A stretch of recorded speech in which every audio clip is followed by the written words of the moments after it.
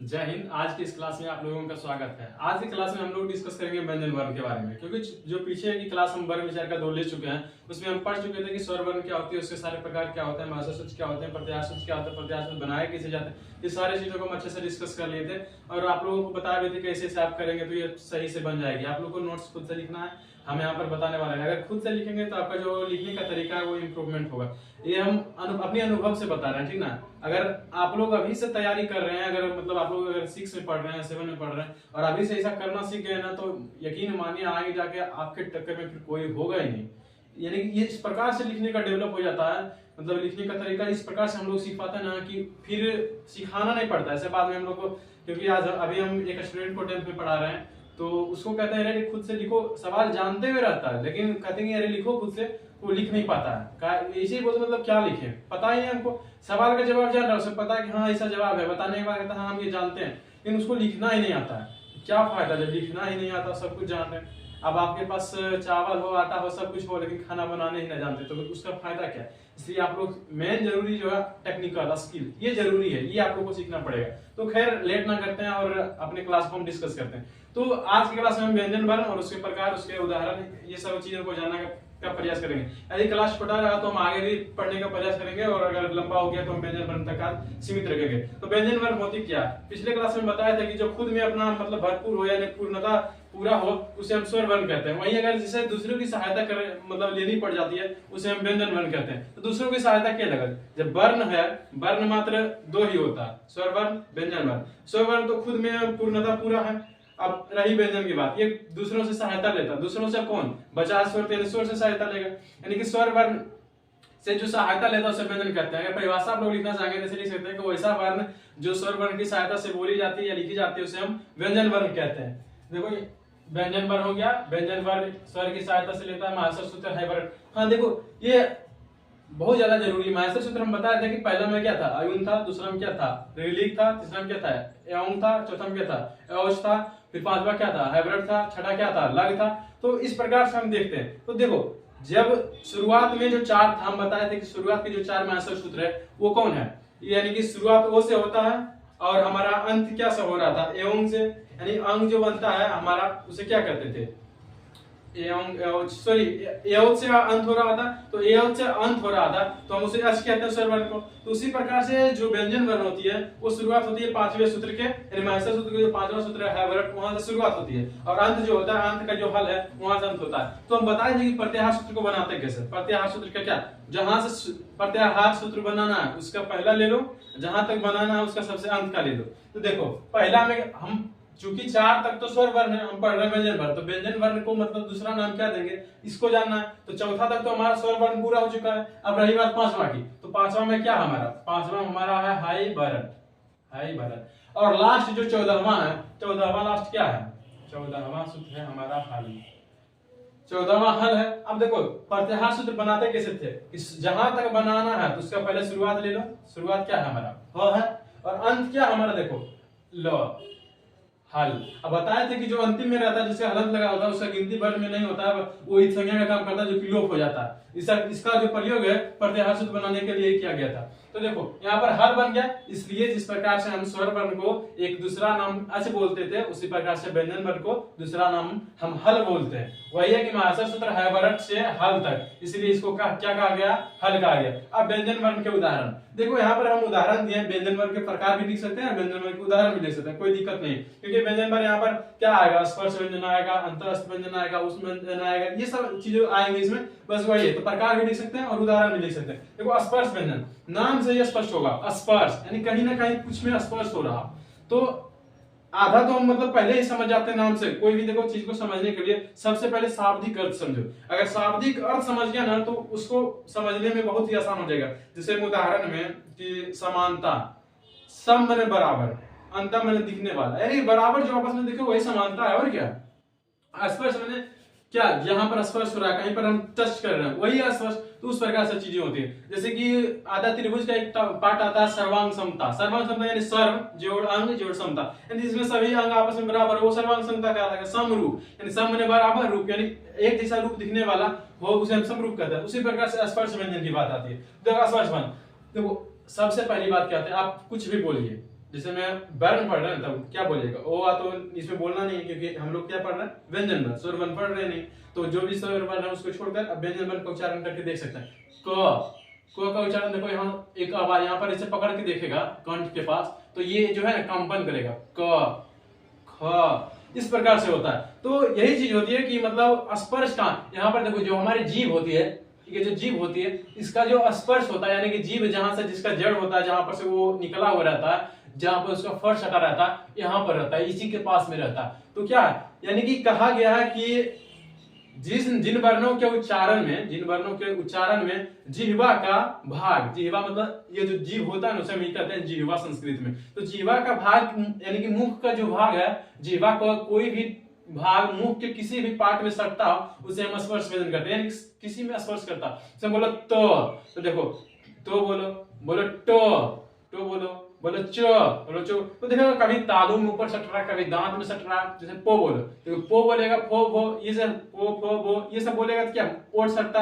अब ये बोलेगा तो ये तो अब जीभ सट रही ना, तो जीभ का अंदर में अनुभव करो कि क्या वो हलचल कर रहा है, यानी हलचल कर रहा, इसलिए स्पर्श व्यंजन कहा गया। तो क वर्ग से लेकर यानी कि क ख ग घ से लेकर अंतिम में प वर्ग तक, यानी प फ ब म तक ये जो होती है उसे हम कहते हैं स्पर्श व्यंजन। ये अब बताओ, क वर्ग में 5 है, च वर्ग में 5 है, ट वर्ग में 5 है, त वर्ग में 5 है, प वर्ग में 5 है, टोटल कितना हो गया, 5 5 25। यानी स्पर्श व्यंजन की संख्या की बात करें तो वो होती है 25। ठीक है, स्पर्श व्यंजन देखो क वर्ग से प वर्ग तक ये हम समझा चुके हैं पहले।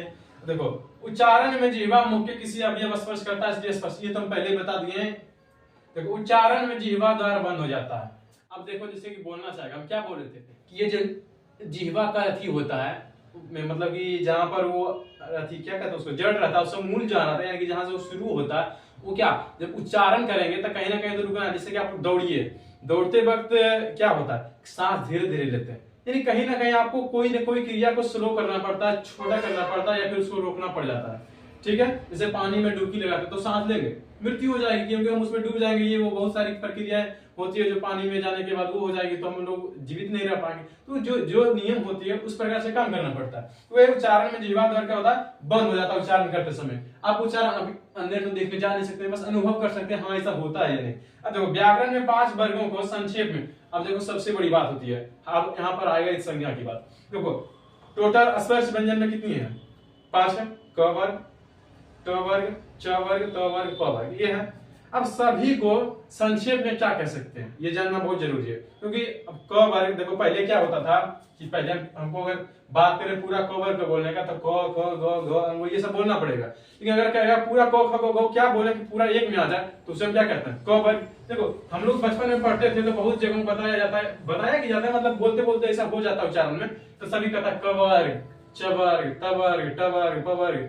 ये रियल में नहीं होता, ये गलत हो, हम लोग सीख रहे हैं, मतलब कि हम भी सीखे हैं ऐसे करके क वर्ग, च वर्ग, ऐसे हमको भी सिखाया गया था। हालांकि ये जो सिखाते हैं वो गलत नहीं बताते, वो पढ़ाते रहते हैं तो जल्दबाजी में लगता है कि हाँ सर बता रहे हैं क वर्ग, ऐसा नहीं होता। क ऐसे होता है, ये जो क वर्ग लिखता है हम इसे गलत करते हैं, ऐसे नहीं होना चाहिए। क बीच में से डैश जैसा दो, उसके बाद दो वर्ग।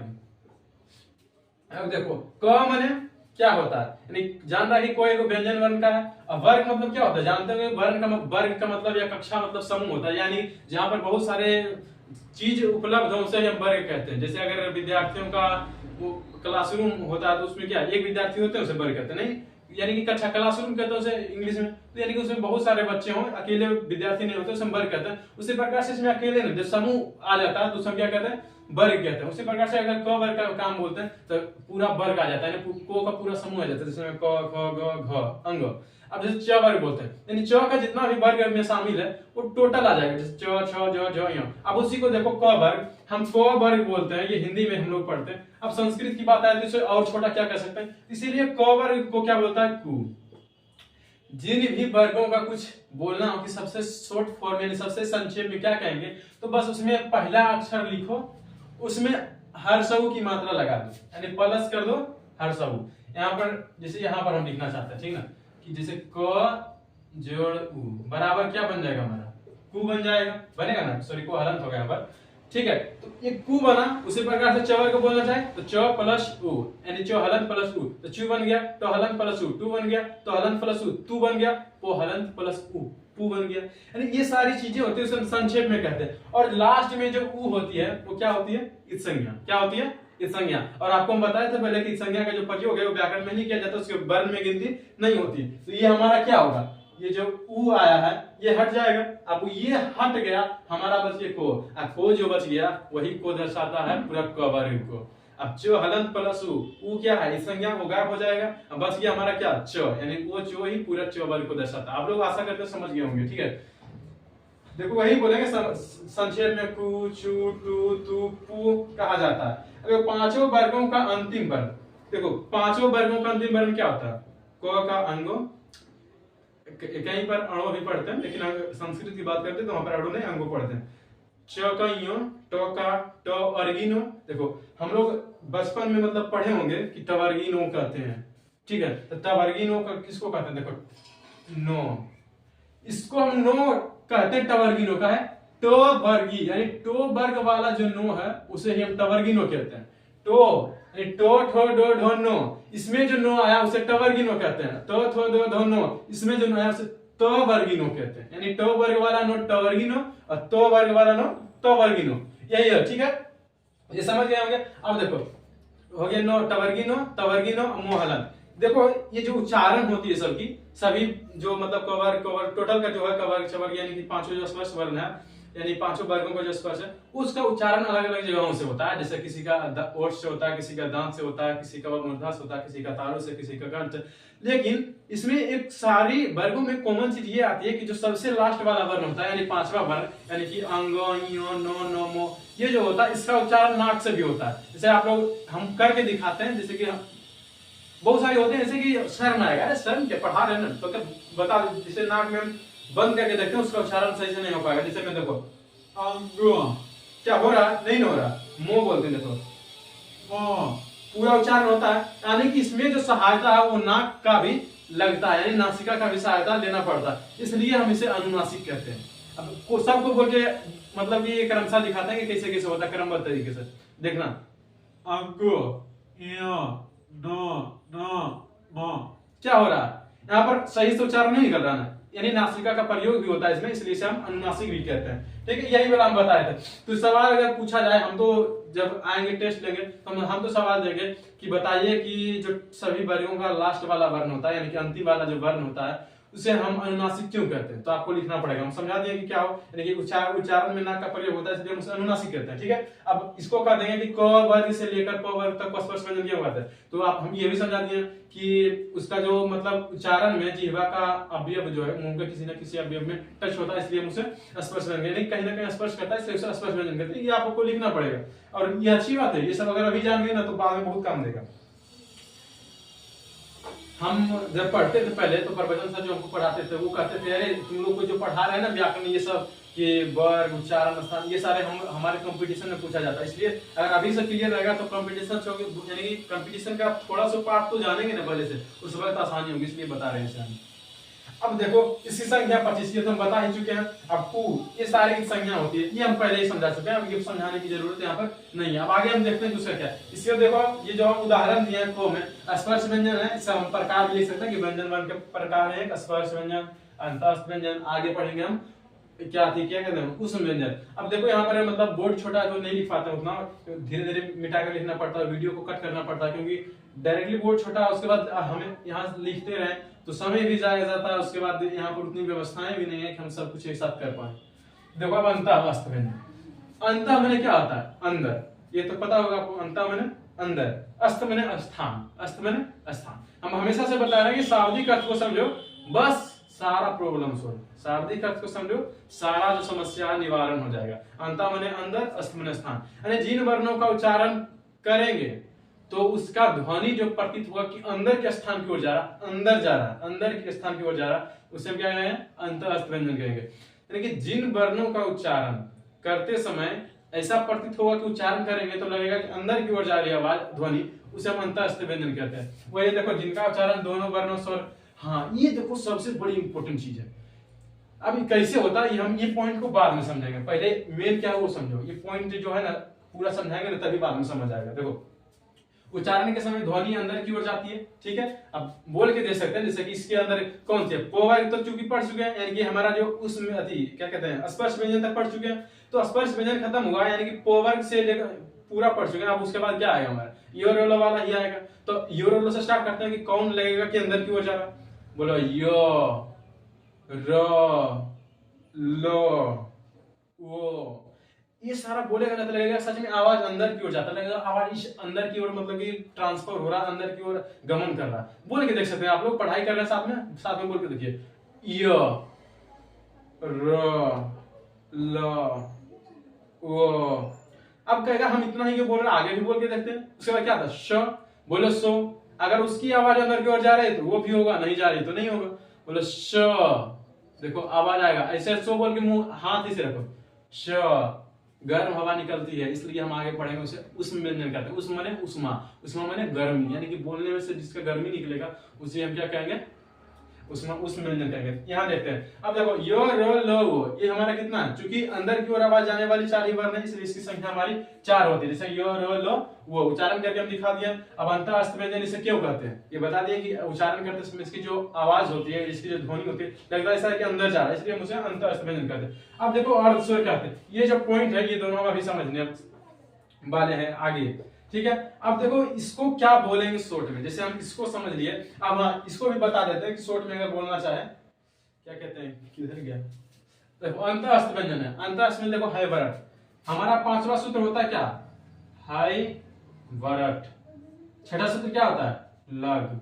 अब देखो जो हलंत होता है उसे संज्ञा कहते हैं। अब संज्ञा जो होता है वो तो होता नहीं निकट, देखो यो रो लो वो, ये आ गया ना, चारों देखो ये सूत्र में आ गया, यानी कहां से शुरू हुआ है हमारा, यो से, जहां से शुरू होता है वहां का पहला लेते हैं, शुरू हुआ यो से, इसलिए हम यहां पर लेंगे पहला। अंत कहां हुआ, लग है, तो बताओ हम हमेशा बोलते हैं कि जहां पर अंत करना है वहां के अंतिम वाले क्या कहते हैं संज्ञा को लेते हैं। संज्ञा को अगर नहीं लेंगे तो आपका गलत होगा, इसलिए यहाँ पर अंत हुआ है। अब यहाँ पर ये गो, इसकी चूंकि गिनती नहीं होगी काट दो, यानी यो रो लो वो, ये आगे चार, इसलिए अंतिम में क्या आएगा यहाँ लो, क्या है लो गो, यानी गो है हलन। यानी इसको शॉर्ट में अगर हम अंत अस्त व्यंजन को बोलना चाहेंगे कि शॉर्ट में क्या कहेंगे, संक्षेप में क्या कहेंगे, तो संक्षेप में हम माहेश्वर सूत्र के आधार पर क्या कह सकते हैं, हमें यज्ञ कह सकते हैं, यो गहलंत यज्ञ, बता दिए कैसे आता है, ठीक है। अब इसे हम अंत अस्त कहते हैं क्योंकि अंदर की और मतलब ध्वनि प्रतीत ऐसा जा रहा है, ठीक है। अब देखो 5वां सूत्र है, छठा, ये तो हम पहले ही शुरुआत में क्लास में बताते थे कि हैवरेट अलग है, ठीक है। ये हम देखो समझ चुके हैं। अब देखो ये समझने वाले हैं अच्छे से।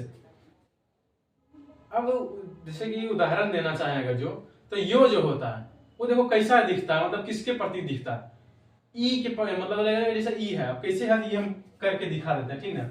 ई दिखाते रुको,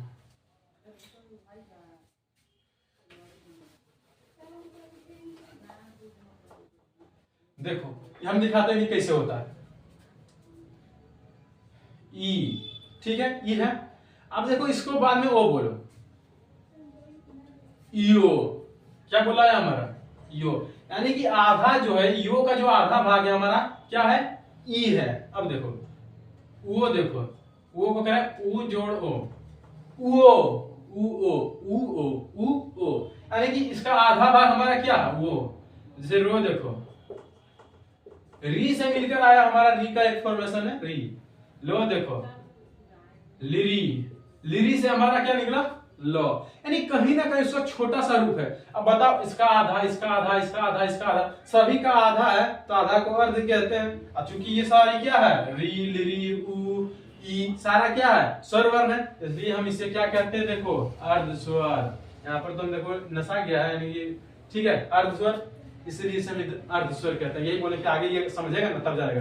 अब देखो हम यहाँ पर नोट भी लिख दिया कि पूर्णता नहीं बस प्रतीत होता, देखो पूरा है, हम करके दिखाए ना, पूरा नहीं है, पूरा रहता है तब इसे क्या कहते हैं, पूरा कहते हैं, लेकिन पूरा हो कैसे सकता है, किसकी आप बताओ। हम पहले पढ़े थे जैसे कि कैसे सहायता रहता है, को अगर तोड़ना चाहे तो को हलन प्लस हो, बताओ वो क्या है, स्वर वर्ण है, स्वर वर्ण की सहायता लिया ना। यहीं पर देख लो यो लोगों को, देखो यो ई जोड़ ओ, ई जोड़ ओ, स्वर वर्ण की सहायता से हमारा क्या बन रहा, व्यंजन बन, ओ ऊ जोड़ ओ, ऊ जोड़ ओ, क्या स्वर वर्ण के साथ हमारा क्या बन रहा है व्यंजन, देखो री से बन रहा है रो, लेरी से बन रहा है लो, यानी सारी क्या है सहायता किसकी ले रहा स्वर वर्ण, इसलिए से हम क्या कहते हैं व्यंजन वर्ण। और स्वर वर्ण क्या खुद में स्वतंत्र है, उसको किसी की जरूरत नहीं है, कहते हैं ना कि हम अकेले ही काफी है, तो वही है हम अकेले ही काफी है। ठीक है, ये हमारा क्लियर हो गया। अब देखो ये हम समझा दिए कि आधा होता है, पूर्णतः नहीं होता, बस प्रतीत होता है कि हाँ इसलिए से बना है, आधा होता है इसलिए इसे अर्धस्वर कहते हैं। अब देखो ये हम जान लेते हैं कि क्या होता है जिनका उच्चारण दोनों वर्ण। अब हाँ ये तो हम बोले थे ना कि लास्ट में हम समझाएंगे, तो लास्ट में क्यों समझाएंगे, देखो जिनका उच्चारण दोनों वर्ण स्वर व्यंजन के बीच होता है, कैसे होता है देखो क्या है, आधा ईओ जो यानी यो है जो ई से आया है, वो ऊ से आया है, लो लेरी से आया है, रो री से आया है, नहीं आधा क्या है इससे होता है, आधा हमारा क्या था व्यंजन, यानी कि दोनों के बीच में होता है, दोनों से मिलकर यानी दोनों के बीच है, यानी इसे क्या कहते हैं, इसका उच्चारण जो है दोनों को बीच में हो रहा है। यही हम समझा रहे थे कि लास्ट में बताएंगे, अगर ये नहीं समझते तो ये समझना मुश्किल होता है, इसलिए बोले कि इसको लास्ट में बताएंगे इस पॉइंट को। ठीक है, अब हमारा ये भी हम बता दिए। अब यहाँ पर हम क्वेश्चन नोट किए थे कि यो रो लो वो को अंत अस्त क्यों करते हैं, ये हम बताने वाले नहीं क्योंकि हम पीछे बता चुके हैं। अब देखते हैं आगे देखेंगे कि हमारा उस व्यंजन क्या होता है। चलो अब हम देखते हैं कि उष्म व्यंजन क्या होती है। देखो कुछ देर पहले ही हम बताए थे क्या उष्म व्यंजन, उष्म माने उष्मा, उष्मा माने गर्मी, यानी कि जिसके उच्चारण के बाद हमें उष्मा निकलती है यानी गर्मी प्रतीत होगी, उसे हम क्या कहेंगे उष्म व्यंजन कहेंगे। इसे हम बोल के देखो हम कहां तक, चूंकि देखो हम य र ल वो कु से लेके पू तक, कु से मतलब पू तक समझ रहे हैं ना, कु माने यानी उ इत संज्ञा खत्म, को जो बचेगा को वर्ग को दर्शाएगा, उसी में एक कु चू इसके बीच में आ गया, कु से लेके पू तक। अब ये पढ़ चुके हैं, ये लोग वो तक पढ़ चुके हैं। अब हमारा बचा क्या था, स स ह, यही बचा था ना। अब देखो पढ़ेगा अक्षो, तो ये इसमें नहीं आते, वो आगे पढ़ेंगे कि अक्षो क्या होती है। अब बोल के देखें, जैसे अक्षो बोल के देखो, बोलने बस बोलने का काम है, हम यहाँ पर रटवाने का काम नहीं कर रहे हैं, हम शुरुआत से ही बता रहे हैं और संधि में भी बताएंगे कि अ जोड़ उ मिलकर कैसे क्या बनेगा। औ बोल के देखो अ उ औ, यानी कि जो ए आई वाला आता है, ए आई ओ औ ये वाला आता है, तो वही बोल के देखो औ, यानी क्या बोलने के बाद हमारा ए आई ओ औ औ ऐसा बोला रहा, यानी बस वैसे ही बोल बोल कर बताएंगे कैसे होता है, डायरेक्ट करके देखो। संस्कृत में भी प्रैक्टिकल काम खत्म, साइंस को मारो बोलिए, संस्कृत में प्रैक्टिकल करेंगे डायरेक्टली, नो टेंशन बोलने का। अब देखो ओ जोड़ ओ मिलकर आगे से बनेगा, पहले ये कैसे बोलेंगे हम, तो ओ देखो कैसे बनेगा ओ, देखो ओ क्या है छोटा रूप है, हर्ष रूप है, और इसका जो बड़ा वाला आता है आ क्या है दीर्घ रूप है। अब दीर्घ रूप में कितना मात्रा का समय लगता है, दो मात्रा का लगता है, बताओ इसमें एक मात्रा यानी दोनों मिलकर हमारा क्या बनेगा, इसका दीर्घ रूप बनेगा आ। ये हमारी ये भी एक तरह से प्रैक्टिकल है, एक मात्रा लगा दूसरा मात्रा लगा, दोनों मिला कर दो, जो आया हमारा आ गया बस आंसर। सिंपल सा संस्कृत में प्रैक्टिकल, खुला चैलेंज कर दो, संस्कृत में प्रैक्टिकल होगा। ठीक है, अब देखो बात करते हैं अपने टॉपिक की, यहाँ तक पढ़ चुके हैं, बोलो श ऐसे इसका जो बोलता है तालब है सो से बोलिए। देखो अब ये एक चीज हम सिखा देते हैं, जब उच्चारण स्थान पढ़ेंगे तो डिटेल में जान लेंगे, बस ये बता देते हैं कि कैसे होता है। इसको हम तालम सो मूर्धन सो दन सो काहे बोलते हैं बता देते हैं। इसको तालो हम लोग ऐसे जल्दी जल्दी क्या बोलते हैं तालम सो, ऐसे हम बताते हैं, बोलते हैं रियल में क्या है तालम सो। जल्दी जल्दी हम लोग पढ़ते हैं तो हम लोग को ये तालम सो मूर्धन सो ऐसे ऐसा नहीं होता। देखो हम बताते क्या होता है रियल में, तालव्य मूर्धन्य दंत्य, यानी कि इस स्व का उच्चारण क्या होता है तालु से होता है, इस स्व का उच्चारण क्या होता है मूर्धा से होता है, इस स्व का उच्चारण क्या होता है दंत से होता है, इसलिए हम तालम सो मूर्धन्य सो दंती सो ये कहते हैं। ये आपसे ये मत बोलिएगा तालम सो, ये हम सुनना नहीं चाहेंगे, तालव्य तालव्य तालम सो नहीं तालव्य। ठीक है, अब देखो ये पढ़ चुके हैं तो बोल के देखो श श श लगेगा कि उसमें निकल रहा है, हो बोलो हो में तो और ज्यादा निकलेगा, हो तो सीधे। अब मान लीजिए देखो ऐसे ऐसे दौड़ के आता, ठीक है आ गया दौड़ के आता है ना, तो बहुत स्पीड दौड़ो अच्छा से, दौड़ के आओ तो क्या है ऐसे हो जाए हाफता है ना। प्रैक्टिकल करो यार, छोड़ो उसको, प्रैक्टिकल करो डायरेक्ट। अगर विश्वास नहीं होता तो जाओ दौड़ो, ठीक है जाओ आराम से पढ़ते आराम से लिखते रहो। जब यहाँ तक आ गया तो जाओ 2 मिनट दौड़ो एकदम गली में जाके, जहां भी जगह हो, छत पर दौड़ो, जहां भी जगह, घर में जगह तो रूम में चारों तरफ दौड़ो। और दौड़ने के बाद जब हाफी लेगा, यानी ये जो हाफी लेगा जो कहते हैं हाफना कहते हैं जिसे, ठीक है जैसे कुत्ता भी हाफते रहता है, या फिर धूप लगती है, बताओ धूप लगती है तो क्या देखता होगा गाय इसको हाफते रहता है। अब वो काहे हाँफता है, उसको गर्मी लग रही है, गर्मी लगती है तभी हाँफते हैं, ठीक है ना, गर्मी लगती है तभी हाँफते हैं। दौड़ते क्या आता है, गर्मी आते हैं तब हाँफते हैं। अब दौड़ेगा क्या करता है, ऐसे करता है तो अगर आवाज जा रही है तो लगेगा हम हो बोल रहे हैं कि यार हो बोलेंगे, देखो हो का उच्चारण प्रतीत होगा, बोल के दौड़ के आगा ऐसे करते हैं तो उसका उच्चार जो होगा ना बहुत ज्यादा गर्मी निकलेगा, इसलिए सबसे ज्यादा जो उष्मा निकलती है हो में निकलता है, सो में ना। दौड़ के आओ, देखो सो बोलाएगा नहीं आएगा, अरे थोड़ा सा इसमें समय देगा बताने, प्रैक्टिकल करो, नो टेंशन, प्रैक्टिकल के साथ पढ़ो, जिंदगी भर याद रखो, काम खत्म, ठीक है। तो ये सो हमारा खत्म हो गया, बच गया हो अगर जब भी दौड़ेगा, जब भी कुछ करेगा, या फिर कोई काम कर लो भारी, या फिर मतलब हैवी चीज उठा लो, भारी सामान उठा लो, एनर्जी लूज हो जाता है, उसके बाद हफ्सियान हो जाता है।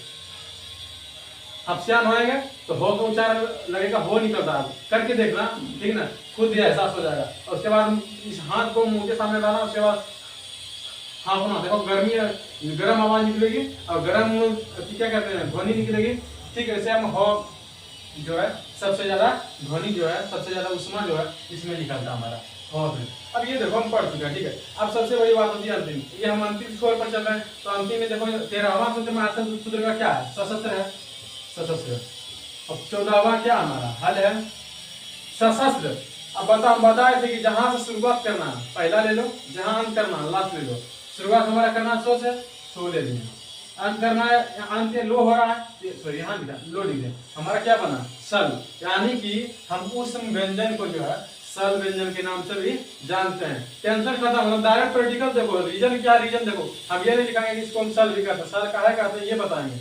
अब देखो सल का दिए, अब देखो सवाल पूछेगा कि सल के मतलब कि सल बोलेंगे तो कौन कौन उसमें आ रहा है, क्योंकि सल किसका नाम है, उस व्यंजन का, और उस व्यंजन में टोटल कितने आते हैं, क्या आ रहा है, तो 4 आ रहा है, तीनों सो आ रहा है, एक हो आ रहा है। अब ये कैसे आ रहा है, देखो हम बताए थे कि जिस जो शुरुआत का है वो देखो, जो लास्ट का वो देखो, लास्ट में लो है शुरुआत की, अब इसके बीच में जितना भी आया है सबको लिखो, इसके बीच में जितना भी आया है सबको लिखो, क्योंकि देखो जो अंतिम होते हैं उससे क्या कहते हैं, उसे गिनती नहीं होते, तो रो को काट दो, बच गया हमारा क्या, देखो सो सो सो हो, बस काम खत्म है, इसके बीच में इतना आया, इसलिए हम सल विभाजन करते हैं, काम खत्म है। अब देखो हम ये बता दिए यहाँ संख्या 4 होती है, संख्या 4 ये भी बताने की जरूरत है, 4 को आया तो 4 ही में रहेगा, काम खत्म है। सबसे ज्यादा उसमें हो से निकलती है, अवलोकन कैसे करें, अवलोकन तो बता दिया, दौड़ के देखो, हैवी सामान उठा देखो, भारी सामान उठा देखो, काम खत्म है, एकदम प्रैक्टिकल करो, मजा आ जाएगा पढ़ने में, ठीक है।